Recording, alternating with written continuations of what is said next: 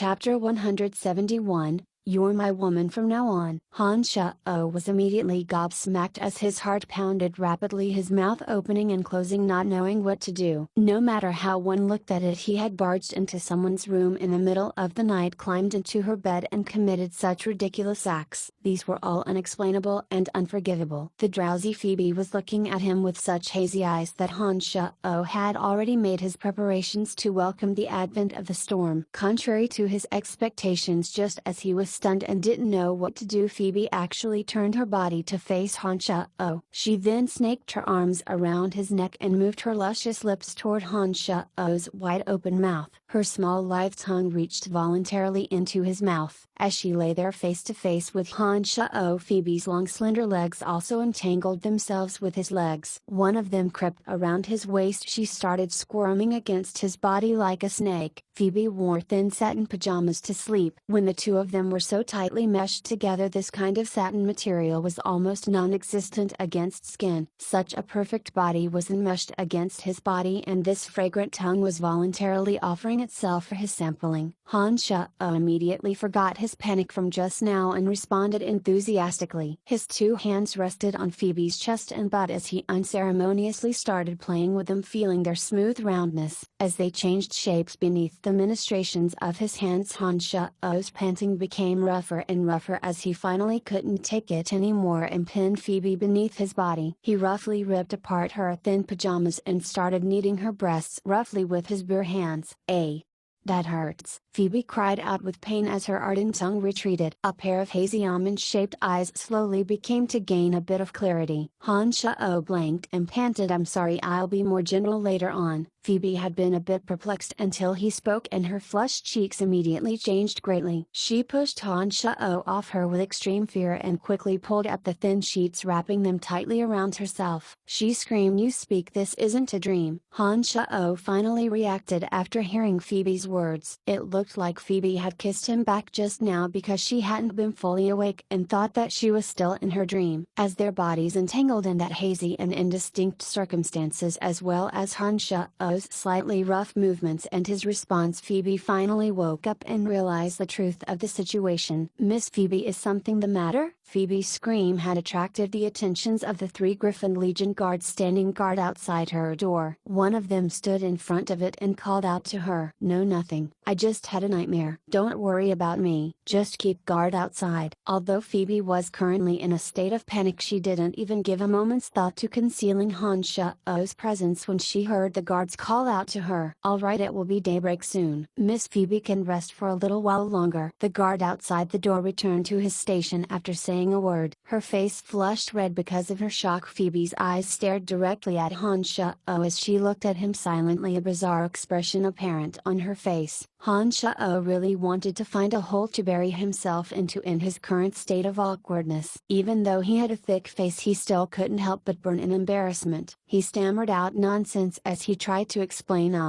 I had some business with you and you were having this weird dream. And then you hugged me." "Ha, I'm a normal guy, so that's how things happened." Han Sha-oh's explanation was feeble, and even he himself felt a bit ashamed as he spoke. His presence weakened greatly with these words, and he looked like a prisoner on death row in his final struggles. He looked deeply at Phoebe as her face became redder and redder. Han Sha-oh's frantic motions to find an excuse seemed to irritate her even more as she huffed out lowly, "Shut up." Han Sha-oh immediately shut up upon hearing these words and sat with a wry smile on the corner of the bed. He hung his head quietly, looking like a kid who had done something wrong and was waiting for the teacher to punish him. "You dared violate me in such a shameless way while I was asleep. Brian O'Brien, you're even more despicable than I had originally thought." Phoebe looked like she wanted to kill him as she bit off her words. "I didn't. You hugged me first." "To be honest, I was the passive one here." Han Sha-oh hung his head and snuck a peek at Phoebe out of the corner of his eye as he spoke with some aggrievement. sounded out as Phoebe sobbed lowly, a hand tugging on the thin sheets to cover herself and using the other to fiercely hammer Han Shao-Oh's chest. She cursed lowly like she was crying, "How dare you, you despicable shameless rogue! You've always treated me like this and never take responsibility. I hate you, I hate you." Although Phoebe's fist sounded out dully as she beat Han Shao, he didn't feel any pain at all because she hadn't used any fighting aura. Thinking rapidly, Han Shao remembered that Phoebe had first called out his name in her sleep and connected it to the sometimes strange actions she would make towards him sometimes. Add to that what he'd just said, a moment of brilliance flashed through his mind and he suddenly understood something. Phoebe liked him. Once he sorted this out, Han Shao-Oh's thoughts spun even more rapidly, but even with the nimbleness of his mind it wasn't that easy to find a rational explanation for what he wanted to do. He thought for a moment and then made up his mind, viciously deciding to just take her then and there. He had been passively accepting the blows from Phoebe when he suddenly gripped her hands with one hand, the other striking out and lifting the thin sheets covering him, and pressed her down on the bed beneath him. Wild kisses rained down on her as he started kissing and licking her neck, cheeks, shoulders and breasts. As he did so, he used the weight of his body to keep her pressed down and strong arms to restrain her, keeping her immobile and leaving her only able to cry out through her mouth, "Damn it, let go of me, you jerk." Not there, don't lick there. Stop, you evil jerk." "Oh. No." Curses and sounds of struggle continued to spill out from her mouth, but because there were guards outside, Phoebe didn't dare alarm them, so she kept her voice down, having no effect on Han Shao at all. Phoebe's soft calls became more and more urgent beneath Han Shao's strong kisses, and her face flushed redder and redder. Her struggles became more and more weak until they finally turned into low moans. Han Shao suddenly felt the refreshing feeling of victory and began licking and kissing even more strongly. "Oh! Why did you bite me?" An enormous cry of pain suddenly emitted from Han Shao's mouth. Phoebe could only move her mouth and so decided to bite Han Shao's ear when she realized she couldn't move her body. "You bite me and so I bite you as well." Phoebe's face was filled with a strange light after biting Han Shao. Her eyes sparkled and she seemed to be repressing a certain sweetness. "Then let's bite each other together." Han Shao chuckled devilishly and his mouth that had been kissing Phoebe's shoulder suddenly moved to her mouth. Contrary to Han Shao's expectations, Phoebe didn't struggle this time but panted as he met her mouth. A slippery tongue moved voluntarily into Han Shao's mouth, entangling with Han Shao's fiercely. When he sensed Phoebe's response, Han Shao's heart lurched as his hands and feet started acting up again. His large hands caressed Phoebe's full and firm peaks, squeezing them unceremoniously. His strictly at attention lower body rubbed restlessly against Phoebe's. Giving off a soft toe, Phoebe panted roughly as she exerted force to push Han Shao off her. A bit afraid to look at Han Shao in her shyness, "That's enough now, the sky's about to brighten." Seeing that it was indeed light outside and that sounds of conversation were coming in, Han Shao tempered down his desires when he thought of the danger Phoebe was in and moved off her body. He tenderly picked up the thin sheets, wrapped Phoebe in them and held her close. A strange light flashed through Phoebe's strong eyes as Han Shao did so, appearing quite content and gentle. When Han Shao finished doing all this, she lowered her head and said softly, "You violated me again today. What are you going to do about it?" Chuckling devilishly, Han Shao tightened his grasp and said in a dominating fashion, "You're my woman from now on." Phoebe's reddened face gleamed with an uncommon light when she heard these words, as if she'd waited a long time for this day and these words. She became shy when the truth arrived in front of her, but the sweetness on her face depicted the joy in her heart. Her face trailing to her neck, Phoebe was quite bashful as she docilely said in a mosquito-level voice, "All right." Chapter 172, Refining the Yin Demons. Perhaps because they touched each other intimately, but the cold and arrogant Phoebe now blushed often and her attitude towards Han Shao had changed drastically. Women were like this. Before they gave you their heart they would have many reservations and hesitations. However, once they gave their heart to you, they would involuntarily let the man take charge. Even a sword master like Phoebe was no different. "Speak. How did you know I was staying here? What did you sneak in here for?" Phoebe lifted her head to look at Han Shao with a slight smile as she lay on Han Shao's broad chest. Taking a deep breath in, Han Shao's knotty hands and feet all stopped. He frowned as he gave Phoebe a basic overview of what was going on. However, He didn't speak of some of the more sensitive topics, including his identity in the dark mental and the interference from the Calamity Church. Do you know what you were transporting when you were handling this batch of goods? Han Shao looked at Phoebe and gravely asked. Shaking her head, Phoebe's slender brows creased as she responded, I don't know. Those in my line of trade sometimes need to take on unknown risks. However, I hadn't thought that this time's matter would encompass so much. Han Shao did indeed breathe a sigh of relief when he learned that Phoebe had no idea what she was moving. He thought deeply for a moment and said, the chief of the Griffin Legion had the heart to rebel, so you must cooperate with us for the safety of the Boost Merchant Guild. Otherwise, once the senior levels of the Empire learn of this operation and of your guild's involvement, I'm afraid your guild will be subjected to unmeasurable danger, even as strong as it is. Nodding her head in understanding, Phoebe hugged Han Shao and laughed softly. I'll do as you say. I think you'll be quite earnest in helping me. Phoebe was completely trusting of Han Shao as she spoke, making him quite flattered by her trust. He quickly weighed some things up and once again coalesced a drop of essence blood, placing it in a small flask. He gave it to Phoebe. Try to drip a drop of this blood onto those siege weapons as you transport them. If you're unable to open the containers, then drip it on the containers themselves. Then try to accompany the shipment as far as you can tomorrow. Don't be in a hurry to leave. After you're done, I'll come find you again. Oh right, Candice is in Valen City too, and she's staying at a hotel owned by Elaine. You can go find her. No problem, I'll do as you say. Phoebe agreed and then lightly laughed, taking out a bunch of items from her storage ring. Her clear eyes looked at Han Shao like she was showing off a treasure. This batch has the all items that you wanted. I collected all of them in the course of helping Bob Asher transport his items over. She handed the list over.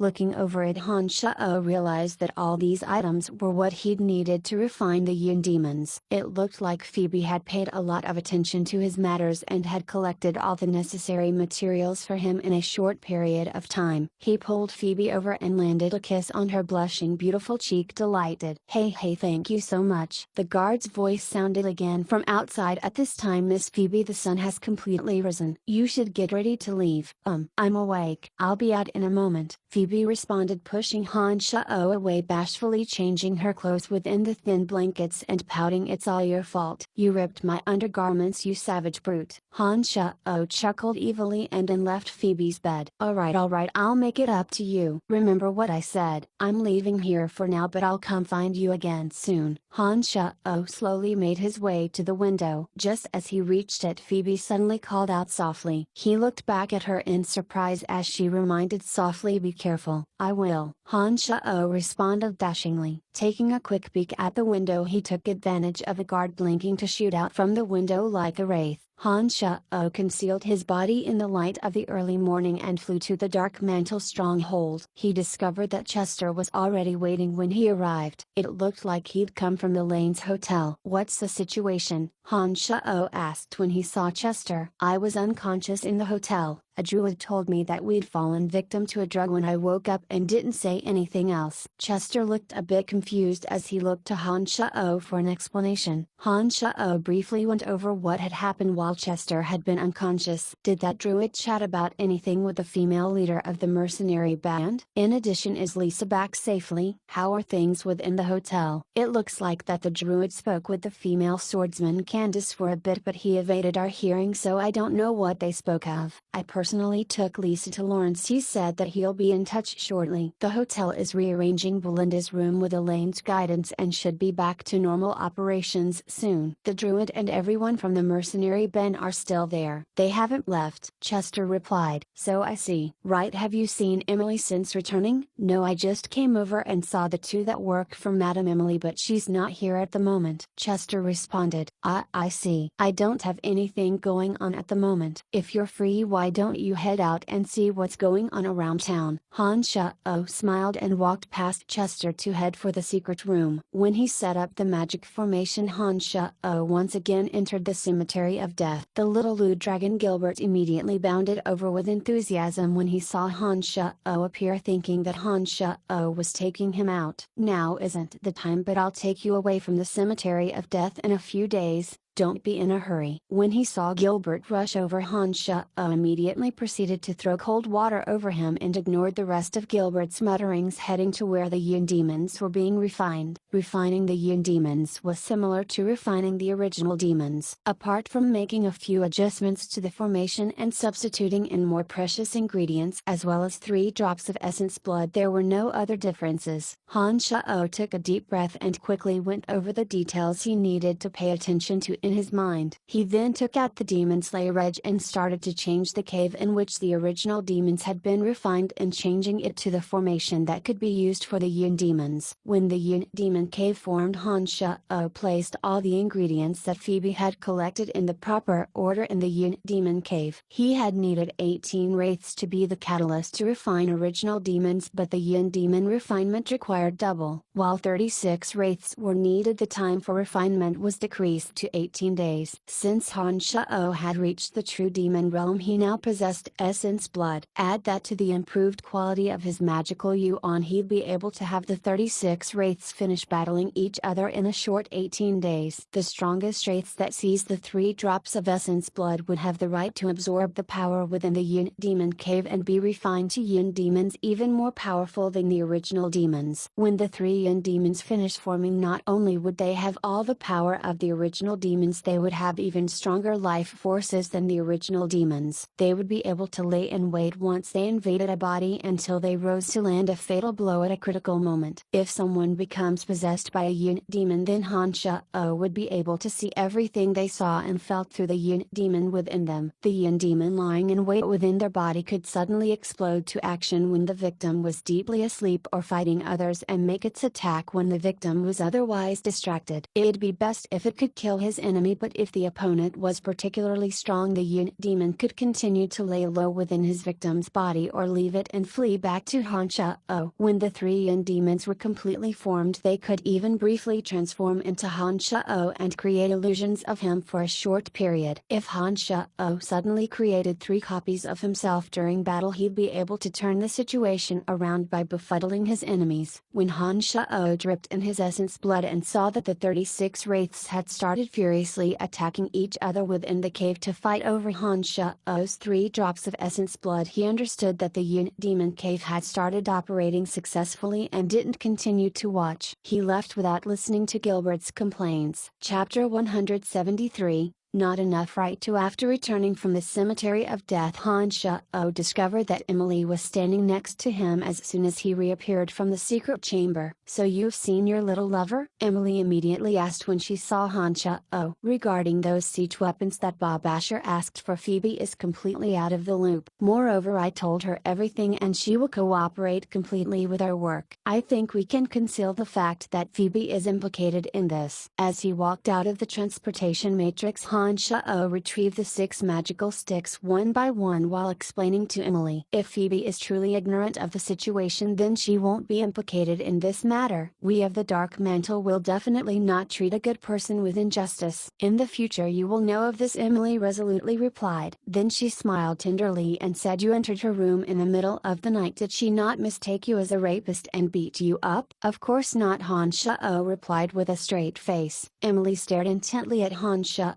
trying to decipher something, but she realized that Han Shao's expression was bland with absolutely no particular changes. All right, let's leave this matter as it is. I just received a message. That Belinda that you released contacted me using your method. I don't know what happened." After Emily realized that she could not read anything from Han Shao's expression, she dropped the matter and continued to talk about proper business. Before he released Belinda, Han Shao had left her a means to contact him and told Emily about it so that she could keep an eye on it for him. Now when he heard her say this, he immediately replied, "That's good. Then let's go meet Belinda right now to see what she wants." Han Shao traveled with Emily to the dark forest where he had previously killed the 2 Griffin Knights. Although he had already left some insurance on Belinda's body, Han Shao continued to be very cautious. He had been almost vigilant on the way here, afraid that he would fall into one of Belinda's schemes. When Han Shao entered the forest, he suddenly felt an an enormous presence concealed inside. This energy clearly did not originate from Belinda. Han Sha immediately focused his attention and spoke softly to Emily, who was right beside him. Be careful. There's something unnatural inside. Emily nodded her head and replied, indeed. It seems that Belinda isn't in the forest alone. It'll be better if we take precautions to avoid being lured into one of her traps. Relax. If Belinda dares to raise a finger against us, I will make her suffer the consequences. Han Sha'o's expression was calm. He retrieved the Demon Slayer edge from his space ring and walked towards the depths of the forest. Suddenly a streak of blinding lightning as thick as a man's arm violently launched towards his body like a soaring dragon, zigzagging in midair as it exploded with brilliant radiance. As it moved, some large trees around its path began to smoke with a chaotic creaking noise. Han Sha'o's brows furrowed as the Demon Slayer edge shot out at will. With a whoosh, it leapt past the trees that blocked his path and instantly stabbed towards the top of the streak of lightning. Amidst a string of thunderous explosions, Han Sha'o's Demon Slayer edge could sense a storm of vengeful sword aura infused with the power of lightning. Not even the Demon Slayer edge infused with Han Sha'o's demonic power could continuously withstand this kind of incredibly violent and chaotic energy. In the blink of an eye, after making contact, Han Sha'o was visibly unsettled as he hurried to compel the Demon Slayer edge back to his palm. Who's there? Emily, who was also very cautious at this point, called out delicately. She gripped her magic staff, her bright eyes affixed to the soaring lightning overhead. Calamity Church Thunder Magic Knight Johnny. I only wanted to see if the two of you have the qualifications to work with me. From the mysterious depths of the forest a deep voice suddenly shouted. After this shout, a middle-aged man in black armor with ash silver hair emerged from deep within the forest alongside Belinda. An ugly scar ran from his forehead to his nose, adding even more harshness to his already ugly visage. The moment he stepped out from the dark forest after speaking, his body had already launched rapidly towards the soaring lightning. With a luxurious flourish of his right hand, a milky white fighting aura flashed into existence. The suspended lightning seemed to be steered by a titanic force into the palm of his hand. After the lightning had receded, Han Sha'o realized that it was actually a long silver sword. Only even now the sword was still covered by electricity that had yet to disperse, sparking occasionally with light. The milky white fighting aura of this man spoke of the strength that he had as either a sword master or an earth rider. Combining this kind of potential with the lightning demonic arts that this person had cultivated, it was no wonder that this person was so powerful to the extent that even Han Sha'o's Demon Slayer edge couldn't handle it. From behind Thunder Mage Swordsman Johnny's figure, the veil-adorned Belinda walked out slowly. When she reached Han Sha'o, she first apologized briefly before turning around to Johnny. Uncle Johnny, I already told you, their potential qualifies them to work with us. Otherwise, how could I have miscalculated? This man Johnny of the Calamity Church looked to be an extremely egotistical person, but he was still somewhat respectful towards Belinda. When he heard her say that, he could not help but nod and say their potential can be considered passable, but cooperating with them will not benefit us much. Bob Asher of the Griffin Knights is a Skyrider. These two people are no match for someone of his potential. Our only opportunity is if you can only use your golem to obstruct the surrounding people while I execute him. Emily couldn't help but speak up when she heard this person's arrogance. Apparently, apart from the Griffin Legion chief being a Skyrider, there are 5 Earth Riders by his side. Add to that Clark's Master Great Sword Master Gabriel and 2 other Water and Earth Archmages. Just based off of this alone, it has to be a Divine Sword Master and a Magister or a Divine Knight acting in concert, or it'll be an empty dream to try to kill him alone. Hey, I see that although Mr. Johnny is a Thunder Mage Swordsman at the level of Sword Master, it won't be that easy for you once you truly start fighting Bob Asher, not to mention the followers on his side. Most people would know that Bob Asher had a few followers by his side, but wouldn't know to the level of detail that the Dark Mantle was aware of. When Emily started describing all of Bob Asher's followers in detail, even the arrogant Johnny's face changed drastically. Then what aid can you bring us? Johnny stood there silently with a stone-cold face and looked at Emily. No matter your goals in fighting Bob Asher, I just want to tell you not to make moves lightly. otherwise not only you but even we will be dragged in as well. If we work together we can provide you the intelligence on the people by Bob Asher's side and can help you distract them for a short period of time, creating the appropriate moment for your assassination attempt. Emily revealed a confident smile and softly described what the dark mantle could do for Johnny. Uncle Johnny, this is precisely what we need. Belinda suddenly spoke up beside Johnny. You're likely members of the Lancelot Empire? Johnny wasn't an idiot and nationally made out Han Shao and Emily's identity at this point. Nodding, Emily admitted, that's right. I hope you can keep this secret for us if we work together. Humphrey, you people are so fake. You'll cooperate with us when you need us but will pretend you don't even know we exist when the matter passes. You'll come at us with everything you have. Johnny sneered with utmost sarcasm. Then the matter's settled then. We'll tell you if we find a suitable time to kill him in the next couple days. We'll let you know when the arrangements are made. You can make use of the time to find more helpers, otherwise it won't be that realistic in wanting to kill Bob Asher. When Han Shao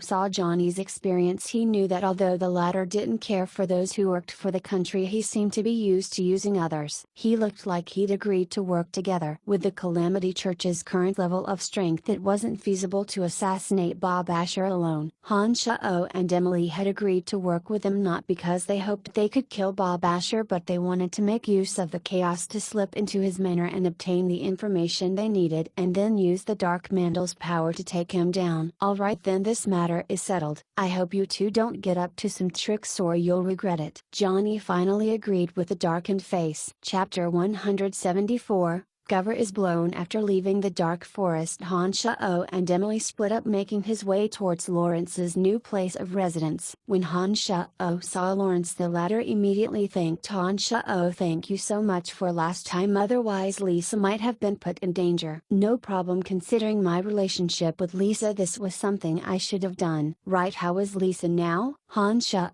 sat down and asked Lawrence with a smile. Don't worry, I've already sent her back to Austin City. As strong as the Griffin Legion is, they wouldn't dare to do anything in the capital. That's wonderful. Oh right, your junior sister Phoebe is also in Valen City. She has some dealings with the Griffin Legion. Han Shao started talking about Phoebe with Lawrence. Surprise on his face, Lawrence was quite shocked and looked at Han Shao in confusion. What is she doing in Valen City? What's going on? Due to his previous understanding, Han Shao discovered that Lawrence and Phoebe had a tighter relationship. As the third prince, it'd be better if he knew everything that Phoebe had done. Therefore, after Lawrence started asking, Han Shao sketched out what had happened. After Han Shao finished, Lawrence thought deeply with a furrowed brow for a bit and then looked deeply at Han Shao. It looks like I have you to thank for helping Phoebe in this matter. Your dark mantle is truly all-powerful. Han Shao started in fright after hearing these words. His eyes focused on Lawrence and he looked deeply at Lawrence for a bit. Han Shao sighed softly. When did you discover my identity? When we left the slave trading house. Lawrence smiled in response and hesitated before speaking again. More accurately speaking, I've just found out of your identity now. Ever since we left the trading house last time, I began to suspect Madame Emily's identity. I found someone to confirm it for me and then started investigating you. It wasn't something ignoble to work for the Dark Mantle. Within the senior ranks of the Empire, the existence of the Dark Mantle wasn't a secret. Its mission and operations wouldn't harm ordinary people unless this person did something that harmed the Empire. He didn't think there was anything wrong with what the Dark Mantle was doing. Musing silently for a moment, Han Shao's expression returned to normal as he smiled. That's right, I've just joined the Dark Mantle, but I've truly recognized its strength. Then you must know a great deal about me? Lawrence suddenly asked Han Shao with a faint smile. Starting, Han Shao laughed heartily. Of course, you're Lawrence, the son of the finance minister. Everyone knows this. Even though Han Shao knew full well of Lawrence's identity, he couldn't voice it, otherwise the relationship between him and Lawrence would change. At the very least, Lawrence would probe Han Shao's thoughts or invite the latter to exert effort on Lawrence's behalf. This was a conundrum that Han Shao currently didn't wish to face, so he felt that playing dumb was the smartest move. Lawrence had a strange smile on his face after Han Shao's declaration, and he looked deeply at Han Shao for a bit before responding. Alright, let's not talk about this for now. With your visit to Valen City this time, you have surely come to understand that Bob Asher has the desire desire to rebel and are here to collect evidence. I've come here for similar purposes in taking down this Griffin Legion chief. Can you tell me your current progress? Han Shao hesitated a bit and quickly weighed the gains and losses in his mind before mentioning that he had laid hands on evidence regarding the siege weapons and had given it to his superior in the Dark Mantle to officially arrest Bob Asher. But Han Shao remained silent on anything regarding the Calamity Church. He didn't want Lawrence to know of what was happening in this regard. It looks like our goals are the same. I think we can work together. What plans do you have? How can I help? Lawrence asked Han Shao. Han Shao eyed Lawrence and asked, then what can you help us with? Smiling mysteriously, Lawrence looked deeply at Han Shao and said, I have someone inside the Griffin Legion second to only Bob Asher. He can directly deploy some of the Legion for us at certain times and do much for us. Han Shao's mind worked furiously. There was much to mine from these words. It looked like Lawrence was here not only to take down Bob Asher but likely to raise his own person as a replacement and thoroughly take control of the Griffin Legion, paving the way for his future attempt on the throne. That would be for the best. Let me consolidate things, a few things. We'll make a move in the next 2 days and I'll be in touch to discuss how to coordinate. Han Shao responded after thinking for a moment. No problem, I'll wait for your good news. Hey, we're friends now and I have utmost confidence in your style. I know you're prudent enough and trust that you won't make any large mistakes in your plans. Let me know when you've settled everything and I'll do my best to coordinate with you. It's a win-win situation for us. Lawrence laughed heartily and spoke forthrightly to Han Shao. Alright then, I'll be going now. Han Shao took his leave after Lawrence finished speaking and walked over to Elaine's hotel not too far off in the distance. When Han Shao arrived at the hotel, he discovered that Belinda's wrecked room had been mostly repaired and looked like it would be open for business again soon. Han Shao hadn't checked out of Emily's room yet, so he returned to it after arriving in the hotel. The chubby middle-aged lady Elaine walked out not too long afterwards and closed the door with a smile. Thank you so much for your aid, otherwise my hotel would have been destroyed in the hands of that woman from the Calamity Church. It looks like Emily's already told you everything that's happened, Han Shao said. Nodding, Elaine said, yes madam, Emily came by once to tell me everything and told me to keep an eye on the guests. Do you have any instructions for me? Of those within the hotel who has yet to leave? In addition, has the female mage swordsman of the mercenary band been in touch with anyone else? Han Shao couldn't help but ask when he thought of his agreement with Phoebe. There's been no changes in the guests here. The great druid and little female elf still temporarily occupy the rooms. The two of them went out earlier today and returned not too shortly after. Apart from the girl called Candice, those of the mercenary band have all gone out once, seemingly to look for new missions, and haven't returned yet. I observed for a bit and no one suspicious seems to have walked into Candice's room, and I haven't seen her leave either. Apart from this, there has been nothing out of the ordinary within the hotel. The Griffin Legion has sent men once to patrol and asked about the collapsed room. I covered it up. The frightening events that had just taken place in the hotel hadn't seemed to affect her, as Elaine spoke calmly of what had taken place, describing everything in great detail. Those of the Griffin Legion don't suspect this place, do they? Han Shao asked with a frown after remaining silent for a while. Don't worry, I don't think there's any trouble. I've been in Valen City for many years and have known long ago how to handle the Griffin Legion, Elaine guaranteed with confidence. Han Shao wasn't able to say much else after her words, otherwise it would appear that he didn't trust her. He nodded, said you've done well, and indicated for her to go about her business. He thought for a moment after she left. He should still tell Candice that Phoebe might come looking for her just in case she suddenly left. Walking out of his room, Han Shao contemplated how to broach the subject with Candice. As he walked towards her room, he suddenly heard "bad guy" and saw the little elf Angelica point and yell at him from Caspian's room window. He smiled dryly and made a face at Angelica, ignoring her and continuing towards Candice's room. However, he soon heard running footsteps from Angelica's direction. It was obviously Angelica in hot pursuit. "Bad guy, what are you doing here?" Angelica had already rushed up and spoke with some happiness. "Why, here to kidnap someone like you, of course." Han Shao winked and chuckled devilishly. Chapter 175, Conversation between three girls. PSSHT, I don't believe you. Angelica wrinkled her exquisite little nose in disdain. "It's up to you whether you believe me or not." "Alright, I still have some other things to do, so you can go back to whatever you were previously doing." Saying these words with a smile, Han Sha-oh didn't entertain Angelica any longer and was about to continue his way to Candice's room. Right at this moment a creak sounded from the door. Angelica had ran out from with a great druid. Caspian walked out. He glanced at Han Sha-oh and cried out in surprise, "Why isn't you? Why are you here?" Han Sha-oh smiled at Caspian and nodded amicably, then bowed and said, "Hello, great druid elder Caspian.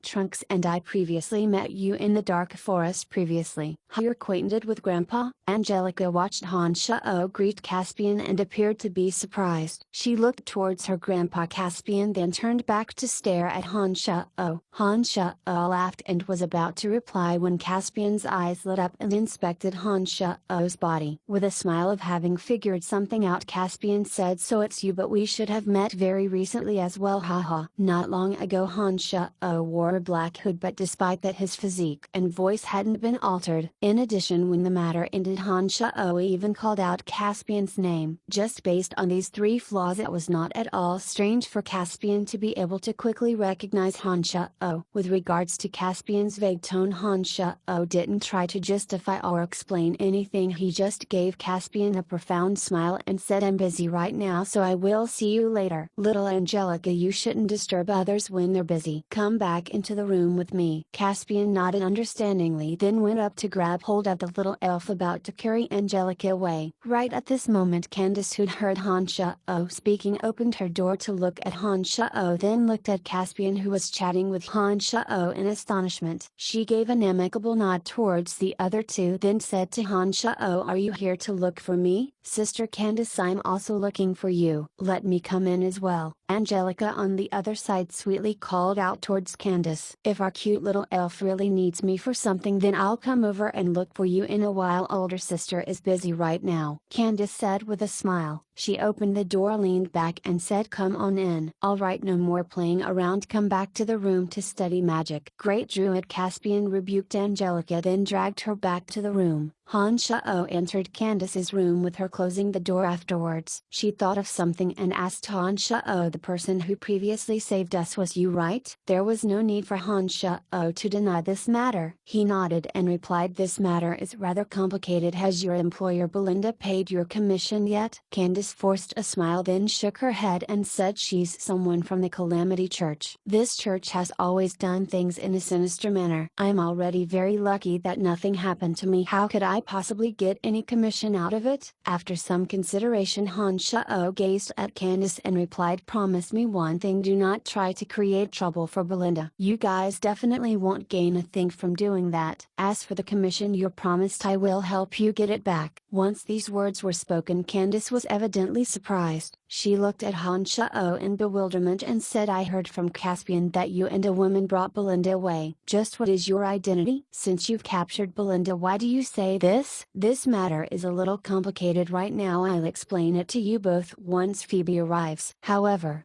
don't think about dealing with Belinda. I understand how strong she is, and she's not at a level that your mercenary band can handle." Although Han Sha-oh hadn't known Candice for a long time, he knew that she wasn't someone who would give up so easily. He also understood that despite her knowing the risks involved, once she set her mind upon something it would never sway, so he had to placate her. "Why is Phoebe coming over too?" Candice was first surprised, then staunchly replied to Han Sha-oh, "You've said this a little too late. I've already dispatched the others to search for Belinda's tracks. This time there was a problem with the employer, so the mercenary union should bear our losses. I will deal with Belinda my own way. Consider this as me begging you, older sister, let Belinda go. That woman is in my hands. I need her for some matters. Please give me face." For a woman like Candice, who wouldn't listen to reason, the more one tells her of the dangers, the more obstinate she would become. Out of options, Han Sha-oh could only use this method to placate her. Once Han Sha-oh said this, Candice no longer remained so persistent. Her resolute eyes stared at Han Sha-oh for a while, but unwillingly nodded and said,